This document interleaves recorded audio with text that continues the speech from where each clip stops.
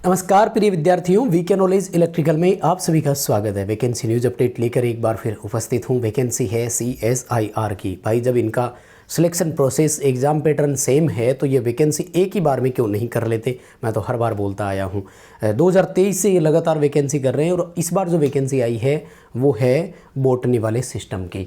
CSIR national botanical research institute, राष्ट्रीय वनस्पति अनुसंधान संस्थान, जो लखनऊ उत्तर प्रदेश में है। तो डिटेल से बात करेंगे कौन कौन अप्लाई कर सकता है, क्या क्वालिफिकेशन रखी गई है, सिलेक्शन की प्रोसेस, एग्ज़ाम पैटर्न और फॉर्म की फ़ीस, इन्हीं सब पर चर्चा होगी। सो कंप्लीट पूरा वीडियो लास्ट तक जरूर देखिएगा। चैनल से पहली बार जुड़े हैं तो सब्सक्राइब कर लीजिए। हम इसी तरह का अपडेट, कंटेंट और न्यूज़ नोटिफिकेशन आपको इस चैनल पर प्रोवाइड करवाते हैं। साथ ही डिस्क्रिप्शन में लिंक दिया गया है, हमारा टेलीग्राम ज्वाइन कीजिए। भर्तियों से संबंधित जब भी अपडेट आते हैं तो टेलीग्राम पर सबसे पहले सूचना देते हैं। साथ ही आगे इन भर्तियों से संबंधित अपडेट आते हैं तो वो भी देते हैं, जैसे एडमिट कार्ड आ गया, रिजल्ट आ गया, आंसर की आ गई, ऑब्जेक्शन लग रहे हैं, तो सारी चीज़ें टेलीग्राम पर अपडेट चलते रहते हैं। सो आप वहाँ पर कनेक्टेड जरूर रहिएगा।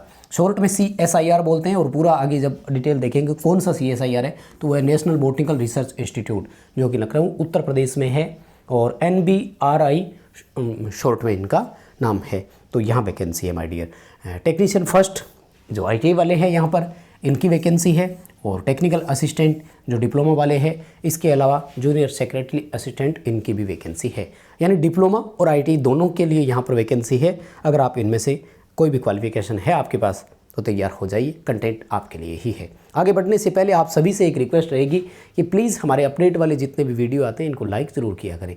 आप देख तो लेते हैं लेकिन लाइक्स कम रह जाते हैं। हमारी मेहनत को थोड़ा सा अप्रिशिएट कर दिया करो। पूरी डिटेल देने का प्रयास करते हैं, कुछ इंक्वायरी रह जाती है तो आप कमेंट कर सकते हैं, लेकिन कम से कम लाइक करके हमें सपोर्ट ज़रूर करें। आइए देखो, सबसे पहले क्रूशियल डेट पर बात करेंगे।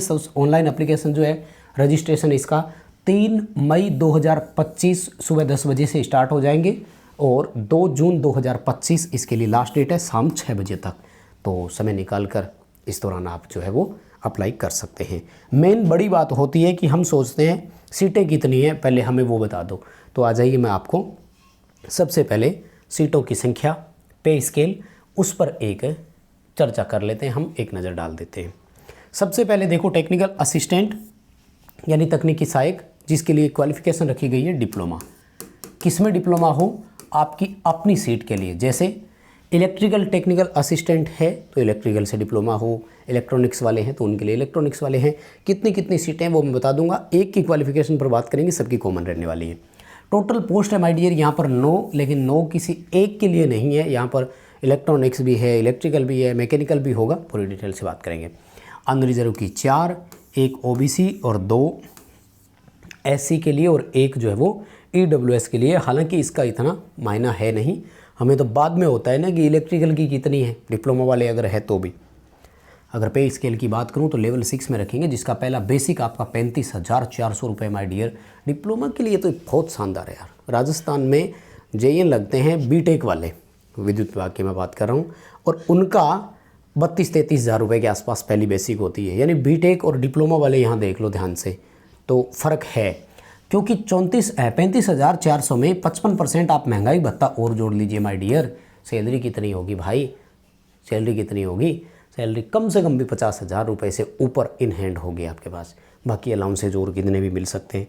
तो मेरा सैलरी पर फोकस करने का यहाँ मतलब ये था कि डिप्लोमा में ये लेवल बहुत अच्छा है, इसलिए थोड़ी मेहनत आप कर लीजिए, बाकी इंटरेस्ट आपका है। फाइनली हमें ज़रूर बताना कमेंट करके कि आप इसमें अप्लाई करने वाले हो अथवा नहीं। आइए माय डियर, सेकंड बात करेंगे टेक्नीशियन के लिए। तो टेक्नीशियन के जो क्वालिफिकेशन रहती है वो रहती है ITI, और सिर्फ ITI मांगा है इन्होंने, कोई अप्रेंटिसशिप या कोई एक्सपीरियंस की ज़रूरत नहीं है। अपनी पर्टिकुलर ट्रेड में वो मैं बात कर लूँगा आगे, जैसे COPA, electrician, welder, plumber, fitter, काफ़ी सारी है। जैसे यहाँ पर टोटल 18 सीट है, तो अब 18 किसी एक ट्रेड के लिए नहीं है भाई। देखो तो फिर इसका मतलब सीटें तो 1-1, 2-2 आएगी। तो आज तक का इतिहास उठाकर देख लो, CSIR में जब भी वैकेंसी आई है, एक ट्रेड को या तो 1 या 2, 1-2 मैक्सिमम, किसी को 3 या 4 सीट मिली है, इससे ज़्यादा सीटें आई नहीं है। वो डिपेंड करता है कि वो डिपार्टमेंट कैसा है। जैसे कोई खास इलेक्ट्रॉनिक्स वाला CSIR है तो वहाँ इलेक्ट्रॉनिक्स की थोड़ी 5 से 7 हो गई होगी। तो सीटें तो इतनी है, हमें स्वीकार करनी पड़ेगी। यहाँ रिजर्वेशन कितना किसको क्या मिला इसका कोई मायना नहीं है, क्योंकि अगर मान लो इलेक्ट्रिशियन की 2 ही सीटें हैं तो फिर कोई अनरिजर्व वाले 6 थोड़ी लगेंगे वहाँ। वो कह रहे हैं कि ओवरऑल इस 18 में से इतने इतने बच्चे लगेंगे, पर उसका कोई मतलब नहीं है। अपने तो आगे बात करेंगे कि किस ट्रेड की कितनी सीटें हैं, वो हमारे लिए ज़रूरी हो जाती है। एंड इम्पॉर्टेंट चीज़, पे लेवल में आपको कहाँ रखेंगे, तो लेवल 2 में रखेंगे, जिसकी पहली बेसिक 19,900 रुपये होती है। ITI वालों का कुछ सुधार तो हुआ है, 19,900 बहुत बड़ी बेसिक होती है ITI के हिसाब से। तो 18,000 19,000 की बेसिक पे रखते हैं आपको, 19,900 का मतलब लगभग 20,000 की बेसिक होगी। 55% डियरनेस अलाउंस जोड़ लो, है कि नहीं। तो केस इन हैंड 30-32,000 के आसपास पहुंच जाते हो तो ठीक ही लग रही है मुझे।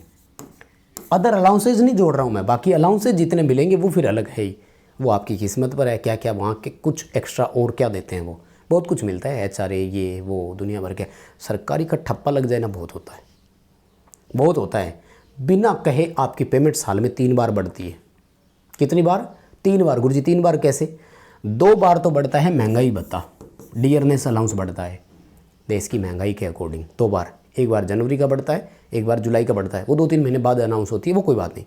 और एक हर साल जुलाई में आपको AGI मिलता है। AGI का मतलब होता है एनुअल ग्रेड इंक्रीमेंट, जो पुराने टाइम में 3% हुआ करता था, आजकल एक स्लेब आगे कूदा देते हैं आपको। मतलब 19,900 है, अगली स्लेब आपकी लगभग 20,800 होगी, यानी साल बाद में बेसिक आपकी 20,800 हो जाएगी। महंगाई भत्ता 8% 10% और बढ़ करके ये भी आपका 62-63% और हो जाएगा, यानी 20,800 का 63 और मिलेगा। तो ठप्पा लगना चाहिए। किसका? नौकरी का, सरकारी, केंद्र सरकार की है, ठीक है। और तो क्या ही जानकारी दूं। और इसकी देखो, सचिवालय सहायक की 1 सीट है भाई यहाँ पर, है ना, और सेम लेवल वही है, ठीक है। तो कोई बात नहीं, डिप्लोमा और ITI वालों के लिए बात कर लेते हैं। तो सबसे पहले मैं आपको डिप्लोमा के लिए एक बता देता हूँ, है ना, जो क्वालिफ़िकेशन थी। जैसे ये देख लो, क्योंकि हमारे साथ चैनल का भाई नाम ही देखो इलेक्ट्रिकल है, तो इलेक्ट्रिकल वाले तो बच्चे जाहिर सी बात है कि हमारे साथ ज़्यादा होंगे ही। तो यहाँ देखो, ये रहा, पोस्ट का नाम क्या है? Technical assistant engineering electrical. एक ही सीट है, वो भी अनरिजर्व की, है ना। तो इसमें आ जाओ, जिसको जो आना है वो आ सकता है ना।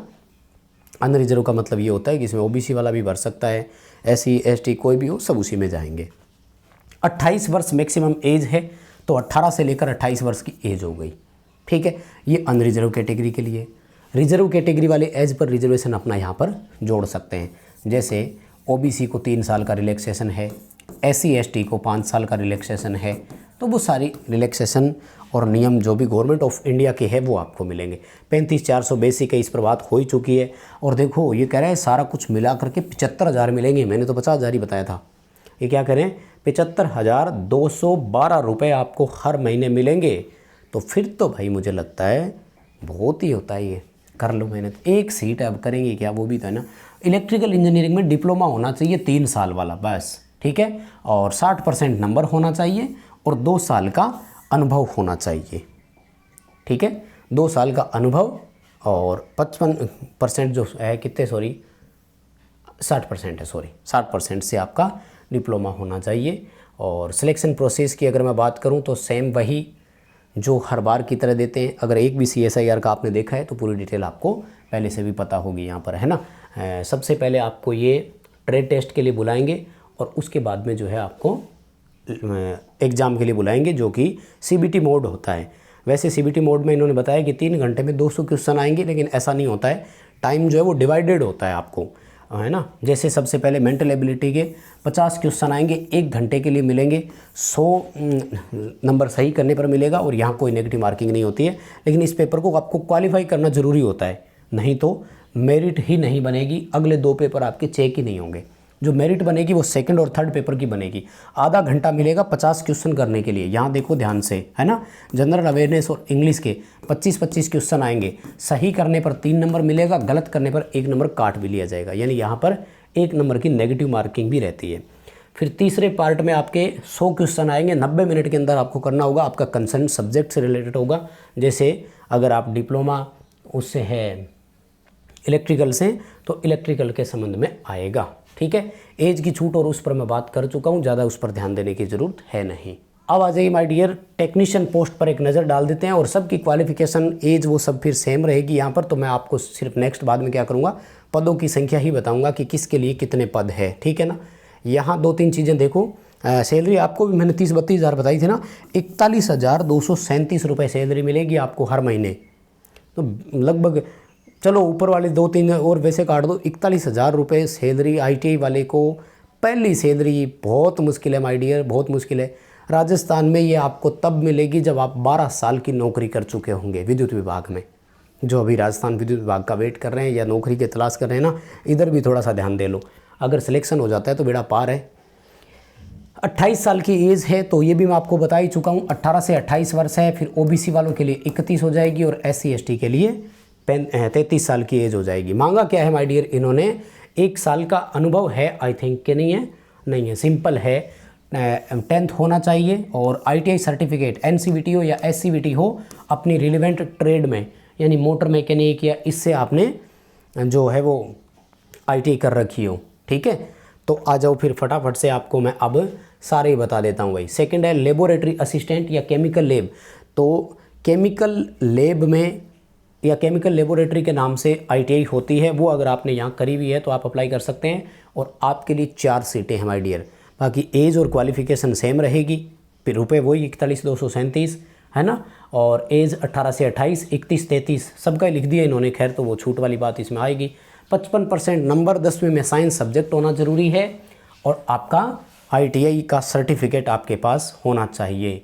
उसके बाद में माय डियर ये गार्डनर और है ना फ्लोरिकल्चर और ये भी है, मतलब मछली पालन और वो जिस तरह की है इसमें, इनमें भी ITI होती है। देखो कोपा वालों के लिए यहाँ पर 3 सीट है भाई। कोपा वालों तैयार हो जाओ, कभी कभी मौका मिलता है आप लोगों को। ठीक है, technician, computer operator, programming assistant जिसको कोपा बोलते हैं, टोटल 3 सीटें हैं। एक OBC की है, एक SC की है और एक यहाँ पर EWS की है। यानी अगर आप ST कैटेगरी से है तो फॉर्म ही नहीं भर सकेंगे। क्यों? क्योंकि सबके लिए रिजर्व है सीट, एक सीट है, कंपटीशन लड़ लो। और एज वही है ना, 18 से 28 वर्ष और 31 और 33। ठीक है, तो EWS वालों को एज में छूट नहीं है। पे स्केल ठीक वही है और 10th होने चाहिए, साइंस सब्जेक्ट होना चाहिए। 55% नंबर, 55% नंबर एग्रीगेट मांग रहा है ये, साइंस में नहीं 10वीं में होने चाहिए। और ITI सर्टिफिकेट हो, NCVT हो या SCVT हो, कोपा से ITI होती है 1 साल की, तो आप जो है यहाँ पर भर सकते हैं। और माय डियर मेरे वाले आ जाओ भाई, मेरे वाले मतलब इलेक्ट्रिशियन वाले जो हमारे साथ है भाई, क्योंकि चैनल का नाम इलेक्ट्रिशियन, लंबे टाइम से इलेक्ट्रिशियन वालों की ही अपडेट देते आते हैं। तो इलेक्ट्रिशियन वालों के लिए टेक्नीशियन फर्स्ट और पोस्ट है 2। कितनी भाई? 2। अब देखो यार, मैं तो भर्ती निकालने वाला हूँ नहीं, अपडेट दे रहा हूँ आपको। तो 2 सीटें हैं, कुछ नहीं कर सकते, जो है आपके सामने है। एक अनरिजर्व की है, एक EWS की है। हाँ, अब एक जानकारी दे देता हूँ, अगर आप OBC से है ना तो भी यहाँ आपके सिलेक्शन होने की संभावना है। SC या ST से है तब भी आप यहाँ आ सकते हो, वो कोई दिक्कत नहीं है। अनरिजर्व का मतलब होता है वो किसी के लिए रिजर्व नहीं है, उसमें कोई भी आ जाओ, टॉपर पहला बच्चा यहाँ लगेगा, चाहे वो किसी भी ट्रेड का हो, सॉरी किसी भी कैटेगरी का हो, ट्रेड का नहीं, सॉरी ट्रेड तो इलेक्ट्रिशियन ही होनी चाहिए। और एज क्या है? अनरिजर्व के लिए 18 से 28 वर्ष है और EWS वालों के लिए भी 18 से 28 वर्ष की है। तो यही एज वाले यहाँ भर सकेंगे। लेकिन यार मेहनत करो, बहुत ज़रूरी है। क्यों? क्योंकि 41,237 रुपये बहुत होती है। पे स्केल में बहुत मानता हूँ इस पे स्केल को। ठीक है, क्या मांगा इन्होंने? ठीक वही, 10वीं हो, साइंस का सब्जेक्ट हो, 55% नंबर हो और NCVT या SCVT से इलेक्ट्रिशियन ट्रेड में आपका ITI हो। उसके बाद में फिटर वालों की 1 सीट है और प्लम्बर की भी 1 ही सीट है, वो OBC के लिए है। और हाउसकीपिंग की 2 सीटें हैं। बताओ हाउसकीपिंग में कौन ITI करता है, उनकी 2 दे दी। इलेक्ट्रिशियन की सबसे ज़्यादा, इनकी 5-7 कर देते ना। देखो सिलेक्शन प्रोसेस सेम वही पिछला, शायद आपको पता भी होगा, फटाफट से बता देता हूँ, ज़्यादा ज़रूरत नहीं है। क्या मांगते हैं कि सबसे पहले तो स्किल टेस्ट होगा, यानी ट्रेड टेस्ट पहले होता है यहाँ पर, ये ध्यान रखना। ठीक है, और उसके बाद में होता है आपका पेपर, जो कि CBT मोड होता है, कंप्यूटर बेस्ड टेस्ट। पेपर में 3 पार्ट रहेंगे माय डियर, और तीनों पार्ट वही जो CSIR पुराने टाइम से देता रहा है, शायद सबको पता भी होगा, है ना। तो 50 क्वेश्चन आएंगे मेंटल एबिलिटी के, 100 नंबर सही करने पर मिलेगा। कोई नेगेटिव मार्किंग है नहीं, पास करना ज़रूरी होगा। मिनिमम क्वालिफाइंग मार्क्स यहाँ पर रहते हैं। अगर इस पेपर को पास करोगे तो ही आगे वाले दोनों पेपर चेक होंगे और नंबर मिलेंगे, अदरवाइज नहीं। तो यहाँ पर जनरल अवेयरनेस के 25 क्वेश्चन, अंग्रेजी के 25 क्वेश्चन, 3-3 नंबर सही करने पर, 1 नंबर गलत करने पर काट लिया जाएगा और ये मेरिट में जोड़ा भी जाएगा। 50 क्वेश्चन के लिए मात्र आधा घंटा मिलेगा आपको, यहाँ समस्या हो जाती है। अगले 50 क्वेश्चन आपकी ट्रेड से संबंधित, जैसे इलेक्ट्रिशियन से हो तो इलेक्ट्रिशियन का आएगा, और 1 घंटे का समय यानी 60 मिनट का समय मिलेगा। बस इसके लिए थोड़ी सी पकड़ आपकी मजबूत होनी चाहिए। हम एप्लीकेशन पर आपको कंटेंट प्रोवाइड करवाते हैं, हमेशा बोलता आया हूँ, विश्वास कीजिए एक बार दमदार कंटेंट की जिम्मेदारी हमारी है। टेक्निकल, रीजनिंग और इंग्लिश, ये तीनों चीज़ हम आपको प्रोवाइड करवाते हैं और कंसेप्ट के साथ प्रोवाइड करवाते हैं। सो ऐप डाउनलोड करके आप चाहें तो इसे ज्वाइन कर सकते हैं, ठीक है। और कोई समस्या है नहीं ज़्यादा। फॉर्म की फ़ीस बता देता हूँ, 500 रुपये फॉर्म फीस ली जाएगी। किन से? OBC, अनरिजर्व और EWS से। बाकी सबको फीस में छूट दी गई है। अपडेट इतना ही था माय डियर, कंप्लीट हो चुका है। बाकी आपको नोटिफिकेशन हमारे टेलीग्राम पर मिल जाएगा, वहाँ से ले लीजिएगा। और प्लीज़ इस वीडियो को लाइक ज़रूर कीजिएगा, अपने दोस्तों तक पहुँचाइए, चैनल को भी सब्सक्राइब जरूर कीजिएगा। बहुत धन्यवाद।